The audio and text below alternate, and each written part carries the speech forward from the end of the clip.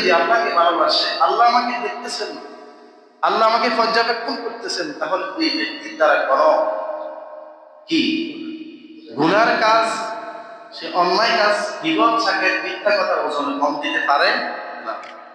যে আমি মাপতেছি, ওজন করতেছি, যদিও যেখান থেকে ওজন করতেছি উনি আমার মেশিনটা দেখতেছে না, আল্লাহটা কি দেখতেছে না, কিন্তু প্রকৃত মালিক যিনি তিনি দেখতেছেন আমি কি 900 গ্রাম দিচ্ছি নাকি 800 গ্রাম দিচ্ছি, কি হইতেছে না?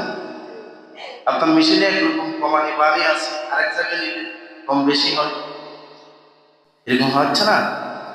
আল্লাহ রসুল বলছেন যারা রোজা রেখে এই কাজগুলো করবে, ওই তাদের রোজার এই রোজার দ্বারা কোনো ফায়দা নাই, তাদের রোজা রাখার দ্বারা কষ্ট ছাড়া, যে খানা পিনা থেকে বিরত থাকা ছাড়া আর কোনো কি ফায়দা নাই।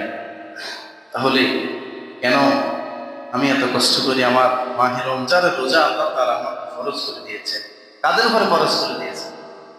যে যারা প্রাপ্তবয়স্ক হয়েছে, যুবক হয়েছে, মুসলিম হয়েছে, সুস্থ আছেন, জ্ঞান শক্তি ভালো, মানে পাগলের উপর অজ্ঞানের উপর রোজা ফরজ হয়। স্বাধীন হতে হবে, মুসলিম হতে হবে এবং সুস্থ বালেগ হতে হবে এই ব্যক্তির উপর